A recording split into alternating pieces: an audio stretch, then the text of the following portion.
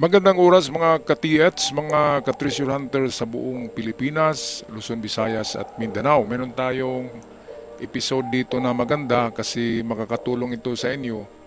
Kung wala kayong mga locators at mga metal detectors ay magagamit nyo itong signs for distances.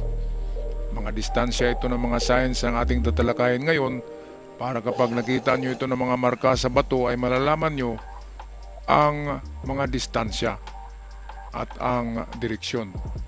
Okay, so bago tayo magpatuloy, shout out sa lahat ng nanonood ngayon at sa aking mga avid followers, maraming salamat sa palaging pagsubaybay sa ating mga episodes. Okay, so umpisa tayo dito sa first page. Nakikita nyo dito ay ito ay treasure symbol showing distances. So meron siyang iba't ibang klaseng araw na makikita nyo. Sa aking experience, itong araw na ito, itong pinakasimpleng araw, nakakita na ako niyan. At itong araw na pababa. At itong araw na merong mga dot. Okay, so ayan, merong ano dyan, mga distansya. Ayun, no. Susundan lang kapag araw ang maganda kasi kapag araw ng mga symbols ay susundan nyo lang yan at alamin ang distansya na nakasulat dito at doon mag-test dig kung wala kayong mga metal detector o scanner o locator. So ano lang, rely on treasure symbols. Sa mga hindi pa nakakuha, akala nyo kasi na kapag meron kayong kagamitan ay 100% na makakuha kayo. Hindi. Kasi merong mga treasures sa Yamashita treasures na hindi ma-detect.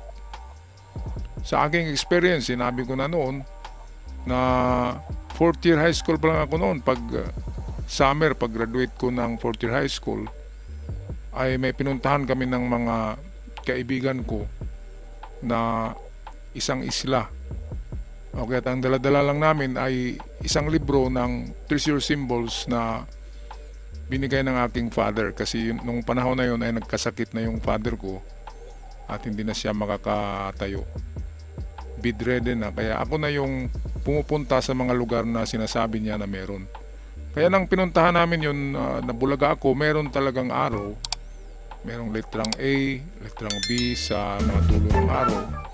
At 7 meters lang galing sa araw ay naroon nga yung semento na mababaw lang na makikita lang.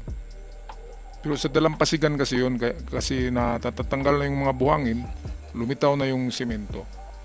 At presto, merong yung box na ammunition box na kinakalawang na may laman siya ng mga alas, mahalagang gamit ng sundalo, mga relos at kung ano-ano pa yung mahalaga na bagay.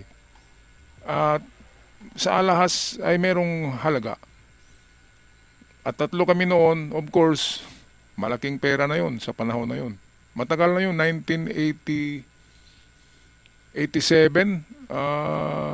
hindi, 1990, pag-graduate ko ng high school Tama, 87 to 88. Yan ang mga taon yan. Batang-bata pa lamang ako, nakasalubong na ako ng mga ibinao ng palagay ko ay binao ng Amerikano kasi may letrang A at B. At ang mga gumagamit ng simbolo na letra ay mga Amerikano yan. Nagbaon din sila ng mga na-embargo or nakuha nila sa mga sundalong Hapon. Pero hindi yun mga gold bars, yun ay mga sari-saring alahas. Okay, patuloy tayo.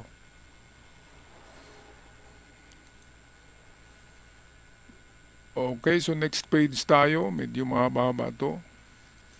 I-screenshot nyo lang ito at gawa kayo ng libro. So ito naman, mga distances pa rin siya. Meron na siyang parang letrang M. At ang letrang M ay malayo-layo yan. 50 yards. 50 yards siya, ayan. So kapag nakakita kayo ng ganyan, letter Z, ganun din. 15 yards siya. Dalawang guhit, 10 yards. Yan ang sinabi ko kapag dalawang guhit, 10 yards. Ito, iba't ibang klaseng arrow na merong mga circle or dot sa dulo ay malalapit lang siya. Karamihan yan ay sa harapan ng bato. O kung wala sa harapan ay likod. Palaging nakamirror yan eh. Kung wala sa harapan, puntahan nyo ang likod. Wala namang mawawala sa test dig. Sa ating mga locator, sa ating mga detector, kapag hindi kayo marunong mag-calculate o ano nito, itong palaging ginagamit nyo sa practice or testing. Kapag hindi kayo nagpa-practice ng mga totoong nakabaon na dinidetect nyo at umaasa lang kayo sa detection ng inyong mga gamit, ay paghukay nyo, wala pa rin. Kailangan magbaon talaga kayo ng mga totoong ginto.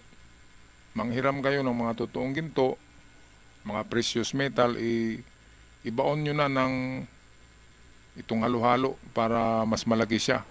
Kasi kung maliit lang, halimbawa isang supot, hindi yan ma-detect kapag malalim. Kailangan siya malaki, isang box. Bago yan ma-detect ng mga metal detector o scanner na nabibili natin ngayon. At kung hindi nga kayo marunong gumamit niyan kasi kulang kayo sa practice, wala pa rin. Kaya dito sa experience ko, 2 beses na ako nagkatagpo na gumamit lang ako ng analysis eh. Nitong nakaraang taon, may natagpuan ako na yung sinabi ko sa inyo na ulo ng ibon na may tuka nakatusok sa lupa. Pero una noon ay nakita ko yung mata na 2 mata sa bato at nang sundan ko yung tinitingnan ng mata, yun nga yung nakita namin ay ulo ng ibon na napakalaking bato yun na kinurting ulo ng ibon na may tuka nakatusok sa lupa. At presto, paghukay noon, history na, mga kababayan. Positive na positive, pero hanggang ano lang ako eh, hanggang detection lang ako, wala na ako sa trabaho ng paghukay. Pero nabalitaan ko, pinadala sa akin yung mga signs, mga bato na nahukay doon sa ilalim ay positive na positive.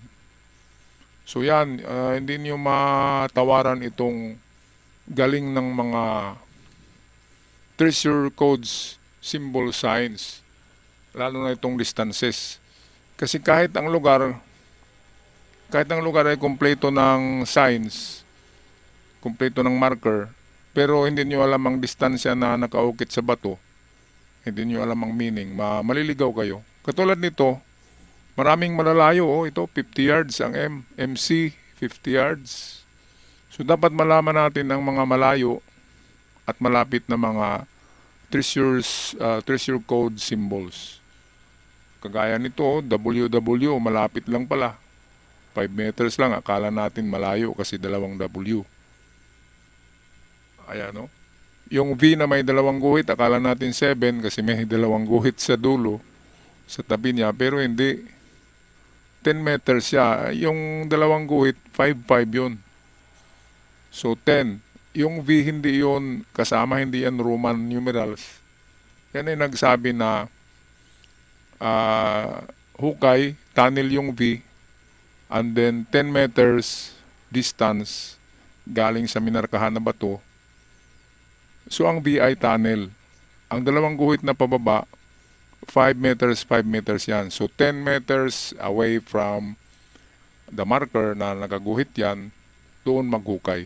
So ganyan ang mga ano niyan, mga kahulugan, mga kababayan, mga katiats. Okay, so patuloy tayo. Screenshot nyo lang ito. Hindi ko na lahat babasahin ang kahulugan. Nandiyan naman, nakasulat naman yung distances. So ito'y distance lang ito. Hindi ba ito nagsasabi na jackpot? Distance pa lamang ito. So mayroong spokes dito, 11 yards. Itong number 7 ay 20 yards. Ayan, So itong plus, itong cross kasi, ano na yan, target na yan eh. Tapos may dot siya, so 1 meter lang. 1 meter at right. So right siya kasi ang dot ay nasa right. So itong mga parang W, malapit lang siya, 5 yards. Pero yung M, yung letter M ay 50. Yun palagi tandaan, kapag may letter M, 50 siya. Ayan, no? So wala nang gaganda pa, wala nang gagaling pa. Kahit merong kagamitan yung iba, pero hindi naman sila nag-practice sa paggamit ng kagamitan. Akala nila na kapag scanner or metal detector ay automatic na makadetect. Automatic ma-detect yung mga minerals. Automatic yan. Sa scanner, hindi nagsasabing scanner na wala eh. Ang scanner palaging nagsasabi na mayroon. Kaya nasa analysis na yan ng gumamit ng scanner. Ganon din sa metal detector. Palaging nag-detect yan. Ngayon kung hindi mo alam ang threshold na sinasabi, threshold, yung kung meron o wala. Kasi palaging nag-detect yan. Palaging umiingay yan. Kaya yun ang hindi alam ng mga bumili. Akala nila automatic. Mas mabuti pa dito na tayo sa treasure symbols, showing distance. Kasi dalawa na. Ang experience ko na totoo na meron.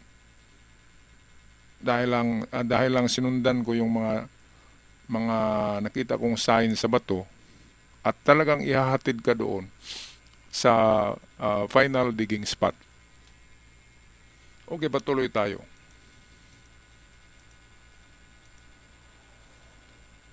So ito pa paki-screenshot nyo lang.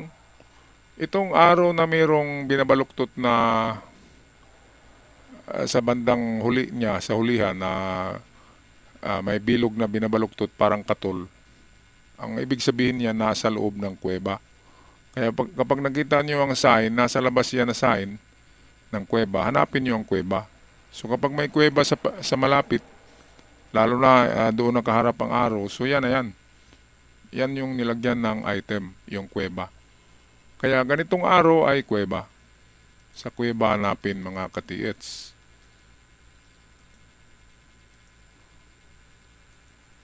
Ayan, so sabi ko nga sa inyo na mas mabuti pa ang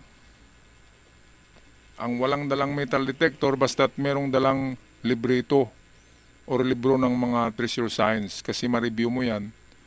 At huwag kayong maniwala na kapag mag-detect ang inyong metal detector sa lugar na walang marker, halimbawa ang lugar wala kasi kahit na creek wala, kahit na dead old tree wala, kahit na bato na malaki na may marka wala. Kapag wala ang mga yan, yung apat na binanggit ko, wala talaga yan. Walang meron diyan mga ka-TH. Kasi anong basihan ng Hapon? Bakit ibinaon niya sa lugar na walang marker? Merong mga natural marker na ginamit ng Hapon katulad ng dead old tree. Natural yan eh. Tapos yung mga bato na malalaki na hugis elepante, hugis ibon, yun, nilalagyan din nila yun.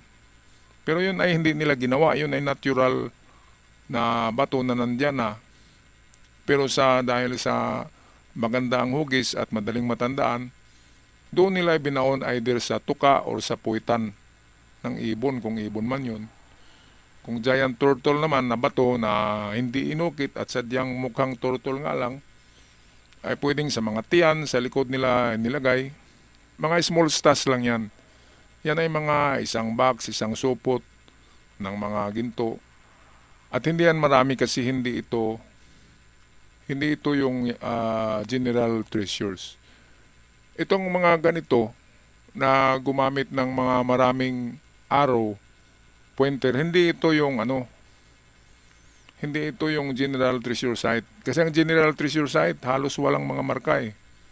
Kasi gumagamit sila sa panahon nila ay parang may GPS na rin sila.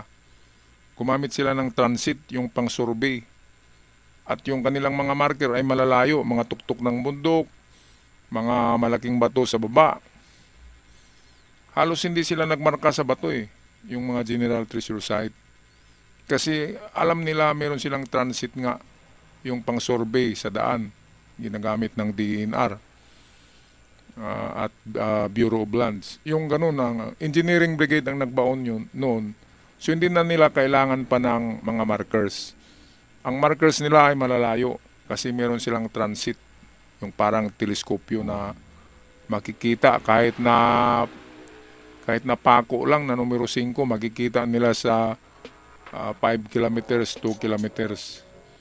Kaya itong mayroong mga marka na mga napakaraming araw, mga letra, ito yung mga ibinaon lang ng mga kapitan, mga lieutenant, sarhento, or even individual soldiers, ay nilagyan lang nila ng star, yung madali nilang maukit na mga signs ang kanilang treasure. Kaya meron tayong ganito na mga nakopya na diagram dahil ito yung mga nakuha na noon. Kaya sana ay meron pang mga natira. Alright, so magpaalam na mga katiats, maraming salamat sa lahat at huwag kalimutan mag-subscribe sa mga bago pa lamang sa aking event followers. Hanggang sa muli, maraming salamat.